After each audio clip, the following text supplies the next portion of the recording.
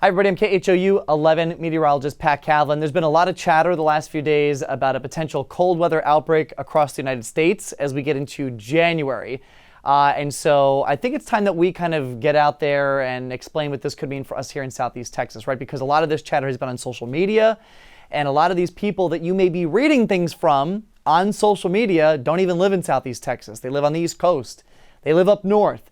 Right? And so the impacts from a cold weather outbreak are going to be different in those areas than what we may experience here in Southeast Texas. So we're here to give you context. We're here to explain what it could mean for us and just give you some background on what's going on as we get into what is typically one of the colder months of the year, right? January.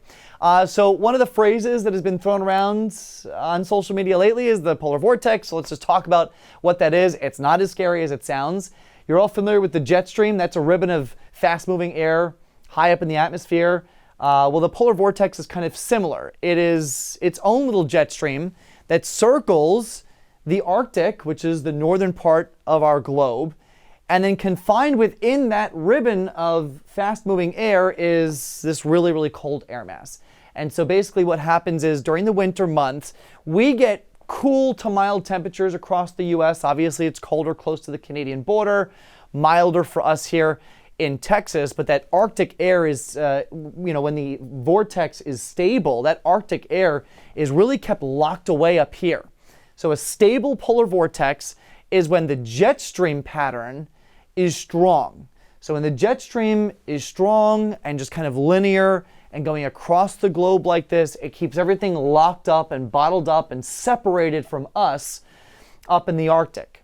Now what happens, and when we start talking about the polar vortex at home, is when you start to get a weakness in the jet stream. So instead of the jet stream just being strong and linear like this, it starts to get wavy.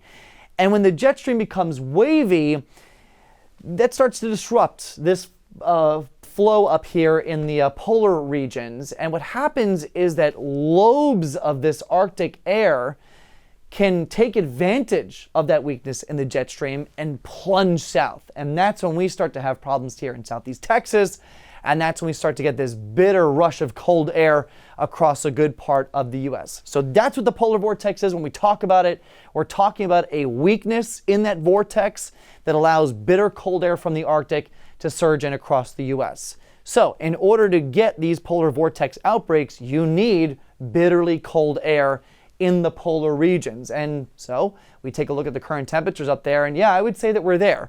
Old Crow up here in Canada, clocking in with a temperature of 40 degrees below zero. Barrow, Alaska at 26 degrees below zero. So that cold is up there in the Arctic. Okay, so the Arctic Circle here cuts through the northern part of Alaska and then across here through the northern portions and the northern territories of Canada, and that's where some of the coldest air is right now. So we do have that Arctic air in place, but it's kept bottled up there, right? We've got 25 in Calgary, 21 in Winnipeg, 25 in Fargo. These are not extreme temperatures for late December and early January. So what's going to happen now as we get into January? So here's a look at a computer model simulation.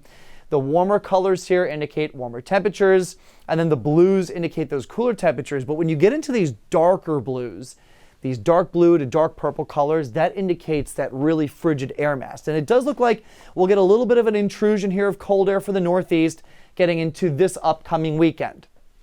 But going even beyond that is what these social media posts are talking about in the January 8th to 12th time frame. So let's keep going here.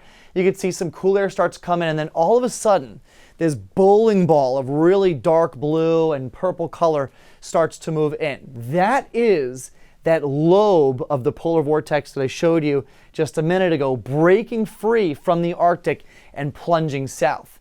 And so the question then becomes, okay, we get this big lobe of cold air coming into the U.S. One, how cold does it get for the areas that are underneath the worst of it? And two, does that cold air stay to the east, or does it start to kind of spin and retrograde back and impact us here in Southeast Texas? And those are the answers that we don't have quite yet, although there have been indications in some of these longer range outlooks on the computer models that we could see at least some modified version of this cold air reach us here in the south central plains. And that's backed up here with the latest temperature outlook done by the Climate Prediction Center. They put these outlooks out every single day.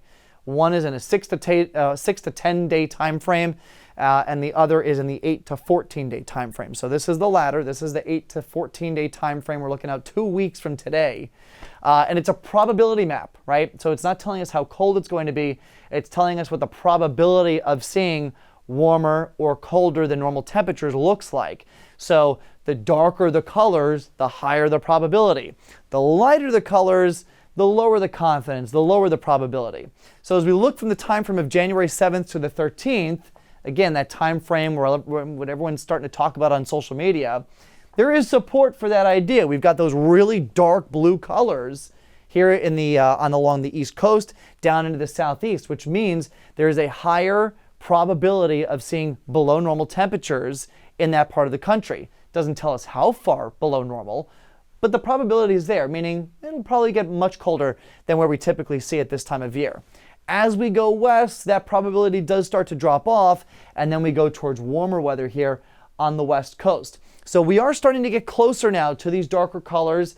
Day by day, we've started to see them migrate a little farther to the west, which means I would at least expect, at the very least, below normal temperatures here as we get towards the second week of December. Does that guarantee or mean that we're going to have a big freeze like we did back a few years ago? No. This just means, though, that colder weather is on the way. So as we take a look at the long-range hazard outlook that's put out by NOAA, the National Weather Service, they do have this area here highlighted for risk of seeing extreme cold weather, January 5th to the 10th.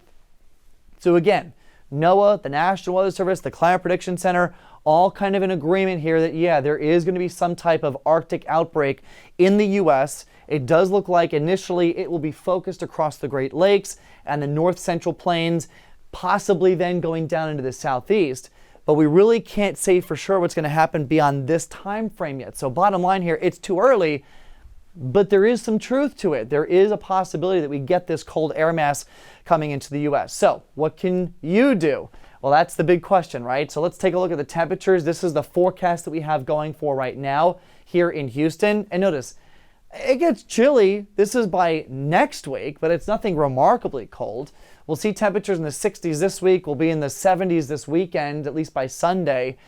And then that's when our first wave of cold weather comes in, or at least cooler weather. Temperatures go below normal here Monday and then really dip below normal by the middle of next week. So we're talking about, again, that January 8th to 10th time frame here, Wednesday, Thursday, and Friday. But notice temperatures stay above freezing during the day. So at least in the near term, at least in the next 10 to 14 days in Houston, it doesn't look like we're going to see anything drastic, but it does look like we are going to trend cooler here getting towards the second half of next week. So what can you do at home? This is basically the plan that we're outlining for you. We're expecting this sometime in the middle of January. The impact is going to be colder weather. Exactly how cold, we don't know. And so because of that, you need to stay on top of the forecast. Make sure that you're checking back for updates frequently, because obviously the faster and the more advanced time you have to winterize and get your home ready for any potential impacts here, the better off you're going to be. So that's the update here as we get towards the new year. We are expecting a big pattern change. We are expecting colder weather. How cold it gets, though, remains to be seen. Stay on top of the forecast as we head into the month of January and the new year.